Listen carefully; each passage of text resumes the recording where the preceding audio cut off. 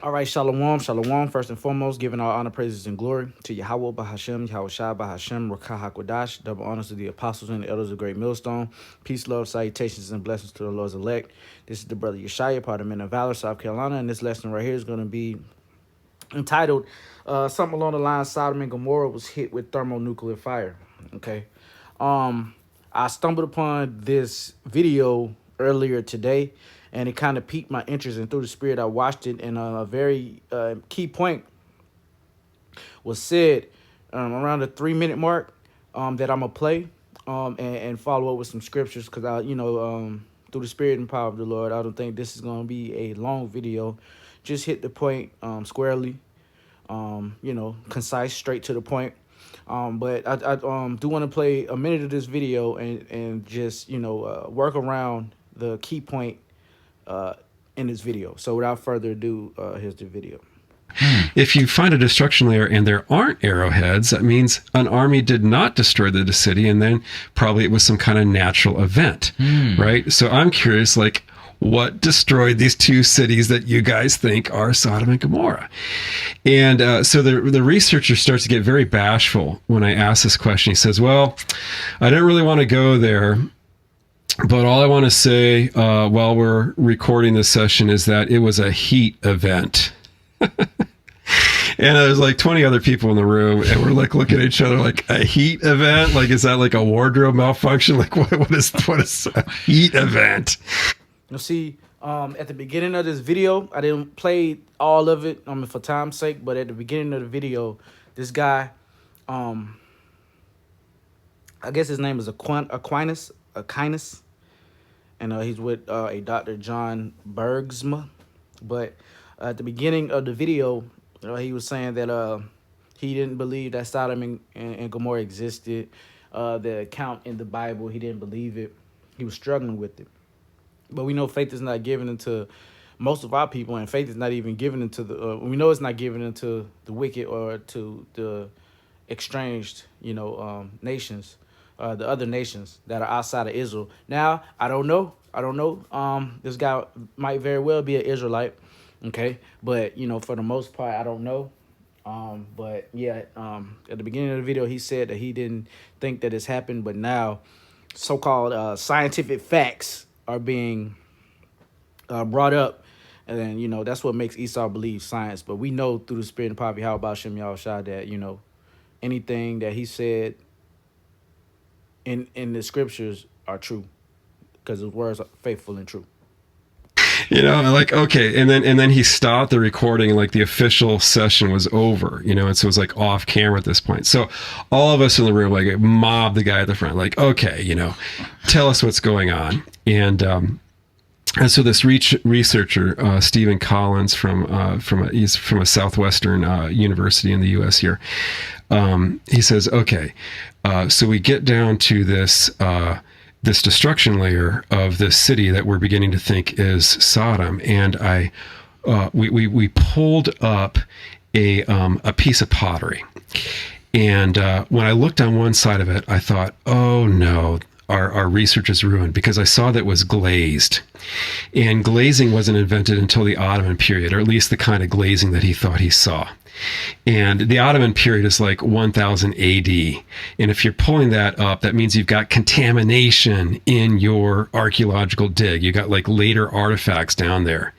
But then he turned the pottery over, and on the back of it, it was typical Bronze Age pottery, but it was glazed on one side and not on the other. Like, what on earth is going on? So, make a long story short, he sends this away to a lab in the U.S. and for testing, and they come back and say, well, that glazing is trinitite. Okay, great. What's trinitite? Well, trinitite is that glass layer that you get when you basically set off an atomic bomb in the desert, and it melts the glass, and you get a kind of crystalline formation that's called trinitite. So this pottery was raised to over 4,000 degrees Fahrenheit for a brief moment of time. Like, oh my gosh, this is what's going on. So they continue to bring up this glazed pottery, and eventually what they did. See, hey man, nothing is outside of the power of our power, our God, Yahweh Bashem Yahushua, the God of Abraham, Isaac, and Jacob.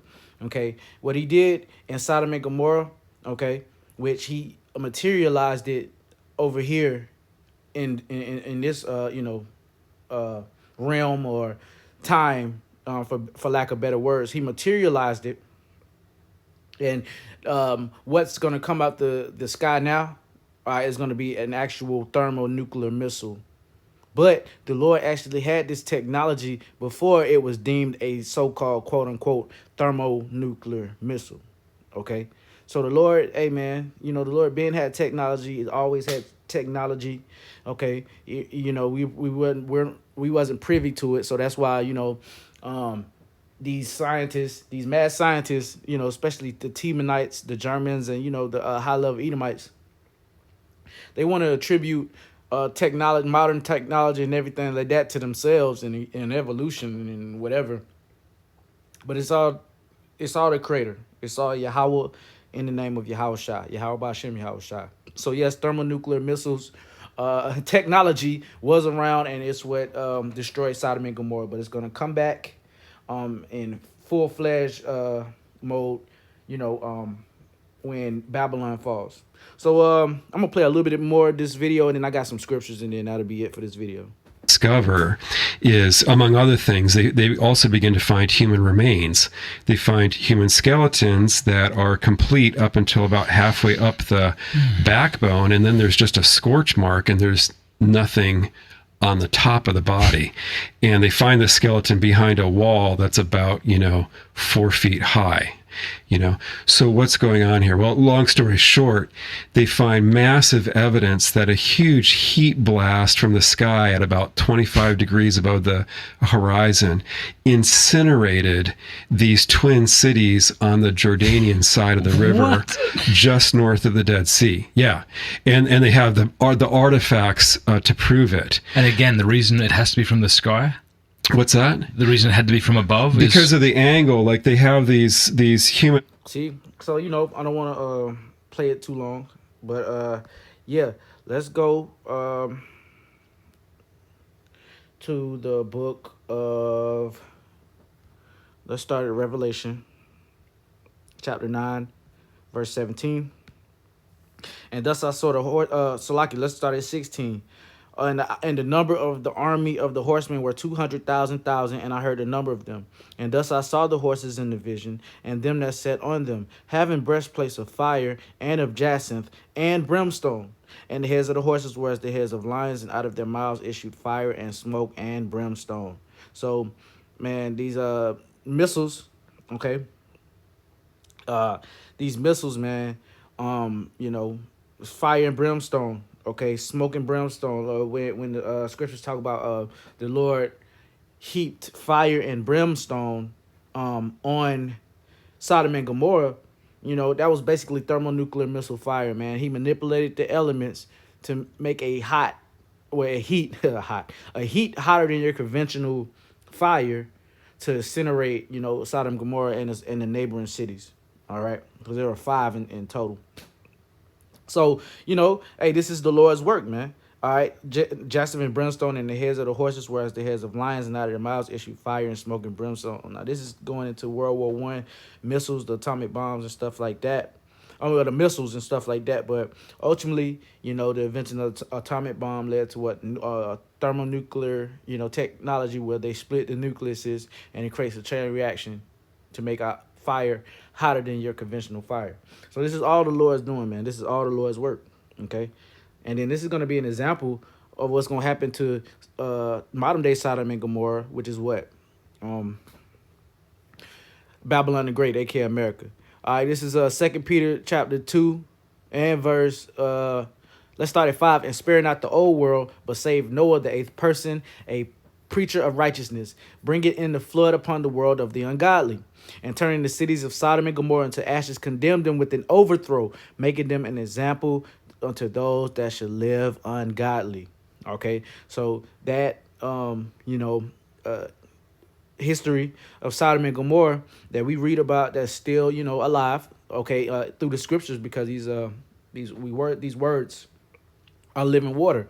So we need to take heed of that example and what the Lord did when he told us not to do a certain thing and we did it, especially the lasciviousness and the debauchery of, mo activity. Okay. You know, scriptures talk about that, uh, defiling themselves with men, you know, um, just all type of sexual immorality was going on, man, and it's going on now in modern day Sodom and Gomorrah, which is Babylon the Great. So, hey, this place is gonna fall in likewise manner. Okay. The book of Jude 1 and verse 7.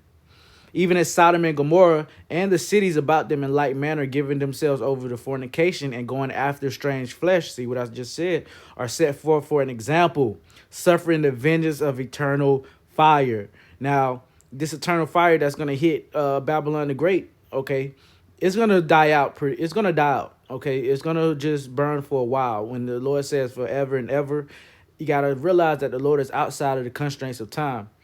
Okay, time and space continuum really doesn't. The Lord created that. So when He says forever, He can use forever or forever and ever, and that can just be a time period to Him, which is basically, long story short, um, long, a long time. Okay, it's gonna burn for a while. Okay, so and that's what's gonna happen to Babylon the Great. It says the smoke ascendeth, forever, which, like I said, it's gonna dwindle down, but it's just gonna be burning for a while, man. All right. This is the book of Ecclesiastes,